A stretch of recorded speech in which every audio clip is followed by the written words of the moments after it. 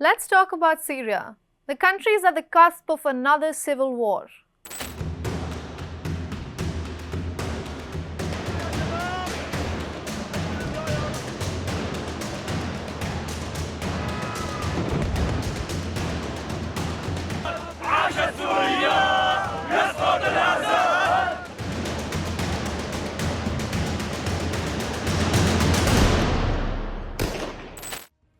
Bashar al-Assad's loyal comrades ambushed a security patrol. It seemed well planned, sophisticated, and the clashes killed over 1,000 people in a span of 4 days. Who launched this surprise attack? Is Assad remotely controlling a part of Syria? And how is Russia navigating Syria's new power puzzle? I'm Ananya Dutta. Let's get some answers.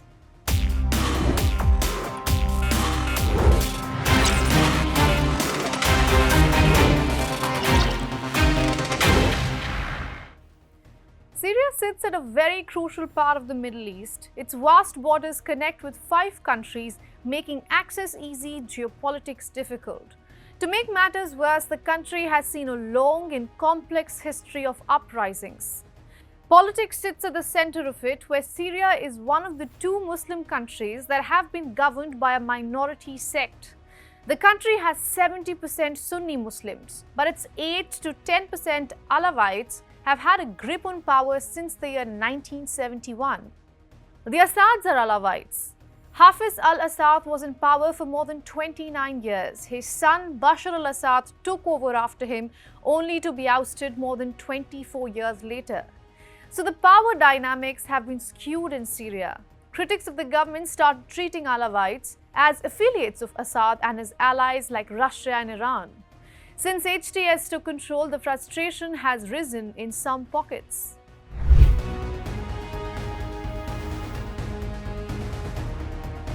As we were receiving some visuals of hope from Damascus, the capital, where Syrians were seen celebrating their first Ramadan, this was happening about 4 hours away. On Thursday, pro-Assad fighters launched an attack on security forces. It was like a bloody domino effect thereafter. Revenge killings took the lives of thousands, most of them innocent civilians. The dead are apparently members of the Alawite community. The violence has been concentrated in Latakia and Tartus, where residents have complained of looting and buildings being set on fire with people in it. As you can see on the map, the pro-Assad faction is only present at the western coast. Very little is currently known about the Alawite insurgency. The violence has reopened wounds of the 2014 civil war, which led to 13 years of non-stop violence and destruction. The ouster of Bashar al-Assad was expected to be the end of the bloodshed, but the interim president's calls for unity fell on deaf ears. We find ourselves facing a new danger, represented by the attempts of the remnants of the former regime and the external parties behind them to create a new sedition and drag our country into a civil war, aiming to divide it and destroy its unity and stability. Syria's new interim government is under Sunni Islamist rule. The Alawites have felt threatened even after presidents promised to protect the rights of all sects. Damascus was quick to blame individual actors for the widespread violence. But it's not only historical anger and divide. As always, there's politics at play here.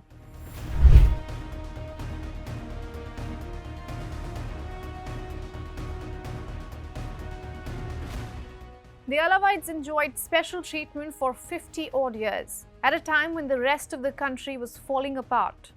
Russia, the main ally of Alawite Assad, built 2 bases, Khamimin Air Base in Latakia and a naval base in Tartus.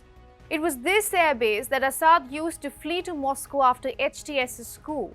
There came a point during the latest clashes that some locals sought shelter in the air base, waiting hours at the gates until the Russians let them on the premises.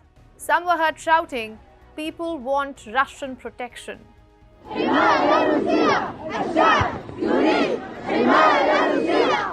Even after this, there were no indications that the bases were targeted by security officials. One could connect this with Russia's under-the-table deal with the HTS. Moscow was the main reason Assad was in power for as long as he was, but alliances in Syria change like sand.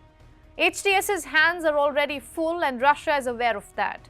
So the two have come to terms with the current geopolitical lines and have struck this unsaid rule that Moscow will not be a threat to HTS and HTS will allow Russia's military presence in Syria.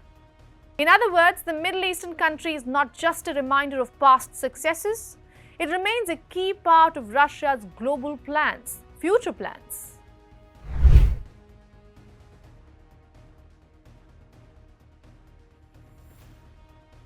And the latest clashes weren't the trigger point. The Wall Street Journal reported just days before the clashes that Russia was chasing a deal to retain hold of the bases.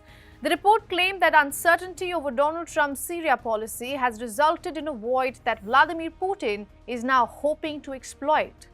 Russia has already printed $23 million of emergency funds for the new Syrian government in exchange for its own interests. We have shared our opinions as to the military and political as well as humanitarian situation in the Syrian Arab Republic. We affirmed our mutual determination to further coordinate of our approaches aimed to ensure long-term peace, stability in this country with comprehensive participation of all political, ethnic and confessional forces. So about 3 months since Assad's ouster, Russia has already joined hands with the enemy, while playing hostess to the former ally. Moscow appears to be in a very comfortable position, but for now. Because this is Syria we're talking about, it's an epicenter of proxy wars. If things take a turn, all bets are off. The revolution of 2014 brought protesters to the streets, and today history seems to be repeating itself as people rally for unity. But in Syria, unity has a way of turning into divisions, often when least expected.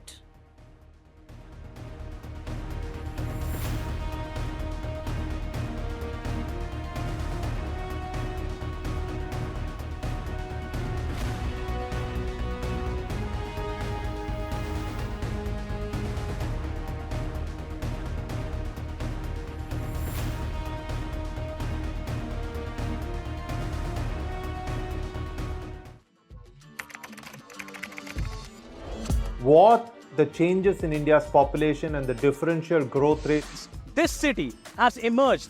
We have a very special guest on the record. The interview. The role that the US side played at that point of time. पूरी दुनिया की नजर. Assume my phone is tapped, I can probably say hello to Mr. Modi. आपके भारत पर है. Episode of Know Your Candidate. The rising confidence of India under Prime Minister Narendra Modi. Communist China is the greatest threat. There will come a day that we will see far more radical extremist. I'm still a little perplexed by why we. Your daily dose of news from India and across the world. Cutting-edge views and analysis. Tune into HT videos. Click on the bell icon to subscribe.